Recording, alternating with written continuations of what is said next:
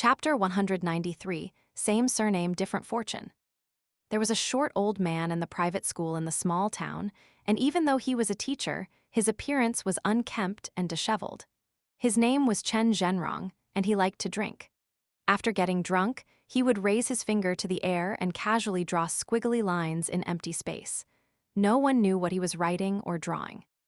When he mumbled drunk nonsense, he wasn't speaking the official dialect of the Great Li Empire, nor was he speaking the official dialect of Eastern Treasured Vile Continent. In other words, no one knew what he was saying either.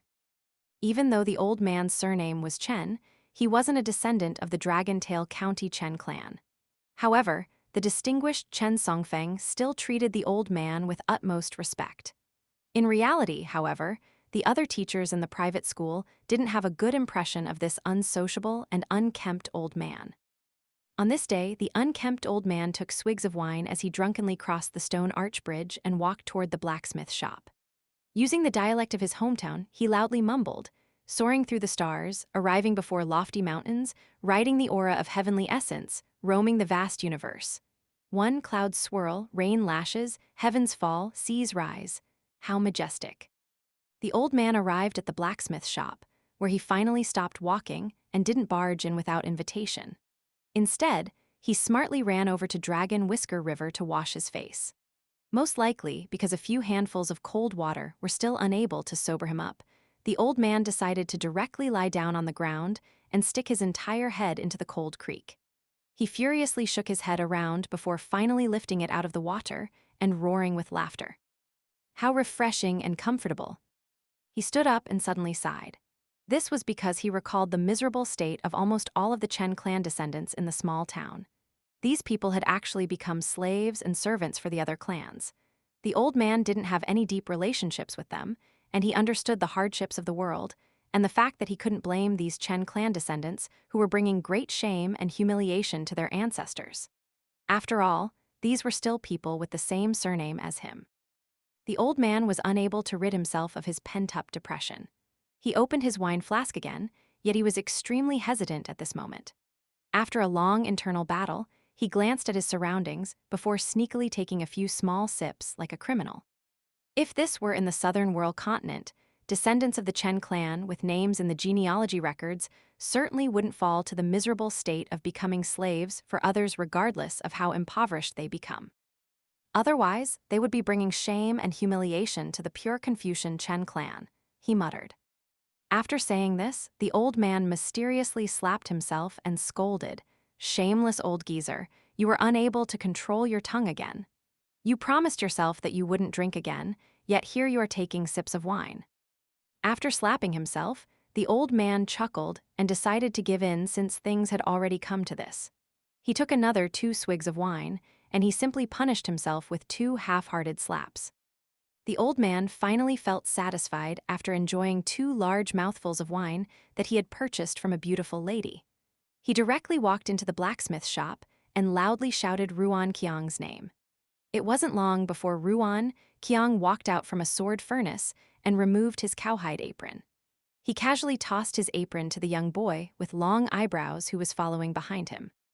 The old man immediately started to disparage the sage from Wind Snow Temple, saying, "Ruan Qiang, you're inferior to Qi Jingchen.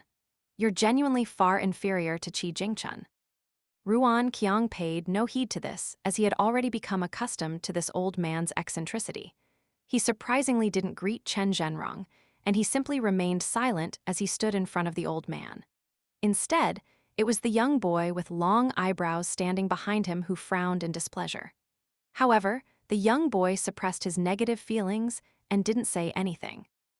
Ruan Qiang started to lead the way, and Chen Zhenrong walked beside him. However, the old man was still unwilling to spare Ruan Qiang, and he continued to mutter and grumble like some common woman from a marketplace. He spoke using the official dialect of the southern world continent this time, and there was a unique charm to this dialect as he said, "Ruan Qiang, just look at Qi Jingchen." The lineage that he belonged to was targeted by us, yet he was still willing to repay animosity with kindness. He was still willing to look after that model tree. If it were me, I would have shown that girl, Chen Dui, the tree on the graves, before returning later to crush it under my feet. Letting them rejoice for a short while before forcing them to face a crushing reality, isn't that delightful?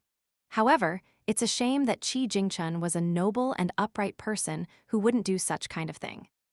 Because of this, our ancestor was unwilling to turn on that person, even though he stole a son from the ancestor's shoulder while reasoning with him. Our ancestor allowed him to borrow the son for 100 years. But look at you. Don't blame me for saying this, but just look at how listless and unambitious you are. Your cultivation has failed to advance a single inch, and in the end, you've only taken 2 or 3 measly cats and dogs as your opening disciples. Let's focus on Long Eyebrows over here. He's merely relying on the fortune of his clan, so how many years can he enjoy success for? 100 years? Or maybe 200 years? The old man smiled at the young boy with long eyebrows after saying this. The extremely confused young boy had initially felt a bit angry, and he had been displeased at the fact that the old man wasn't showing enough respect toward his master. However, when the old man looked at him with a benevolent smile, the young boy, who was easily persuaded by reason but couldn't be cowed by force, could only nod in response. He was completely oblivious to the evil schemes of the old man, and he was completely clueless about the fact that the old man was actually denigrating him. Ruan Qiang led Chen Zhenrong to someplace under the eaves where there was a row of lush green bamboo chairs. After the 3 of them sat down, the old man humphed coldly and said, "That girl who's missing a thumb is truly as stupid can be. Is she truly someone who walks the same Tao as you?" And the last one is even more hilarious. He's a wild boar spirit, yet he insists on transforming into a handsome young man. Ha ha ha, Ruan Qiang, oh Ruan Qiang, I'm almost about to die from laughter. Even if you don't find this embarrassing, I can't help but feel embarrassed for you. Ruan Qiang finally opened his mouth, saying, "Are you done yet? If you're done, then I'll offer you some wine." Ruan Qiang told the young boy with long eyebrows to leave and get some wine. "Offer me some wine? Sure thing. It's not like I want a drink or anything, and I'm simply following the local customs. The guest should follow the example of the host, right? Since this is sage Ruan Qiang's way of welcoming his guest, this wine can naturally be enjoyed. It can be enjoyed to the heart's content." Sitting on the bamboo chair, the old man turned toward Ruan Qiang and said, "However, drinking is one matter, and taking disciples is another matter. Since you've left Wind Snow Temple and have decided to found your own force, and you've already obtained your own mountains, it's time that we discuss the matters pertaining to your opening disciple. If it really comes to it, I can help you find 3 disciples. We need to swap the current ones. We need to swap all of them. Even if you're only picking from the Chen clan descendants of Southern World Continent, I can still guarantee that they'll be stronger than the 3 unofficial disciples that you currently have." Ruan Qiang was unfazed, and he replied, "When picking disciples, I don't consider their talent, nor do I consider their aptitude. I simply consider their character." The old man was infuriated, and he exclaimed, "I knew you would reply with this absolute bullshit. Ruan Qiang, you're a stubborn piece of crap." In a rare display, Ruan Qiang surprisingly smiled and asked, "Then why are you still my friend, Cheng Zhenrong?" As a militarian cultivator, how had Ruan Qiang managed to become the overseer of Jewel Small World after Qi Jingchun, a Confucian scholar? Part of the reason was naturally Ruan Qiang's lofty cultivation base. However, another part of the reason was the pure Confucian Chen clan's significant influence from behind the scenes. Ruan Qiang never tried to deny this. "Because I want to, is this any of your business?" The old man huffed in anger. He then turned around and shouted, "Where's my wine? You said that you would offer me some wine, so why is it still not here yet? What's wrong with that brat? Is he purposely trying to anger me?" Ruan Qiang looked at his extremely noisy old friend and asked with a smile, "What's wrong?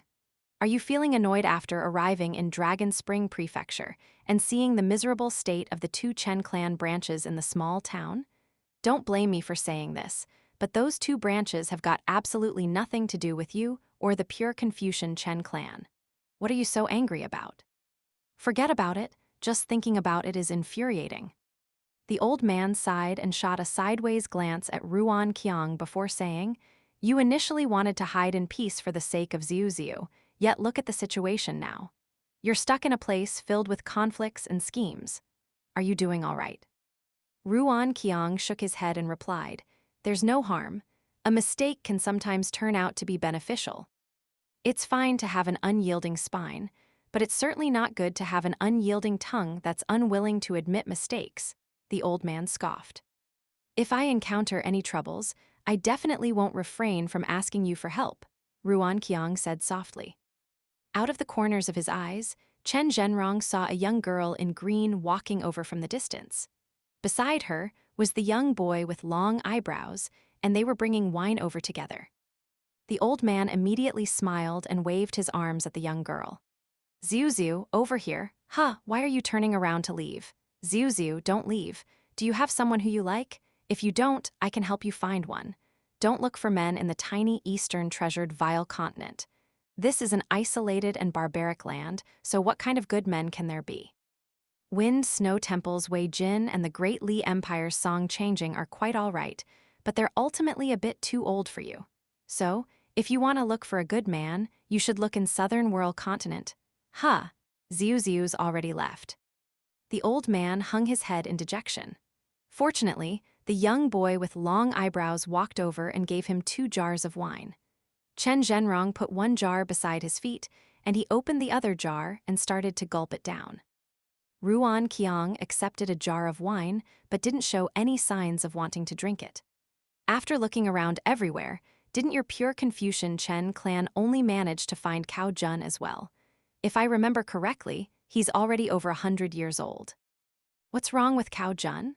the old man exclaimed in panic. "I feel like he's fairly good. If he hadn't been targeted and harmed when he was young, he wouldn't have been any worse than Wei Jin. Looking back at history, there are more than just 1 or 2 great sword immortals who were late bloomers. If you want to blame someone, then blame his ancestor Cao Zai for not being powerful enough. If he were a descendant of the Chen clan, who would have dared to target such a talented individual?" Ruan Qiang didn't say anything. He had a terrible impression of Cao Jun. The old man sighed and asked, "I can't help but find this strange. They all have the same surname, so how have the descendants in the small town ended up in such a pitiful state? Where did all of their fortune go? During the past 1,000 or 2,000 years, has there been any person with the surname Chen achieving great success in Eastern Treasured Vile Continent or some other continent?" Ruan Qiang pondered for a moment before replying, "Not that I can think of." Chen Zhenrong suddenly thought of something, and he stated, "That sounds about right. However, just in case." It was as if Ruan Qiang were facing a formidable enemy at this moment, and he essentially rebuked, "Chen Zhenrong, since when did you become so sordid?" The old man raised a hand. As it turned out, his fingers had been trembling uncontrollably this entire time. "I can't draw true dragons anymore, and I can only draw some feeble 4-legged snake. Zhenrong, I should change my name to Jiarong in the future, too." He drank some wine and said in resignation, "If this were in the past, perhaps my words would have still carried some weight and had some influence regarding this matter. Now, however, there's nothing I can do." Ruan Qiang was infuriated, and he fumed, "Being as powerful as the pure Confucian Chen clan is." The old man interrupted Ruan Qiang and said, "Which clan isn't filled with a mixture of good and bad people? Even in the Confucian sect and Taoist orthodoxy, isn't there still a distinction between sages, noble individuals, and virtuous individuals? Isn't there still a notion of rank? In any case, this matter isn't as despicable as you imagine." Ruan Qiang fell silent. Heavy emotions weighed on his mind, and it was as if there were a large mountain pressing down on his heart. Human power had its limit, and the same could also be said about sages. 1. This is based on one of Chen Rong's poems, which was written on his 9 dragons painting. Chen Rong was a Chinese painter and politician of the Southern Song dynasty, celebrated for his depictions of dragons. Chen Zhenrong is a character inspired by this historical figure. 2. Zhenrong literally means true appearance, while Jiarong literally means fake appearance.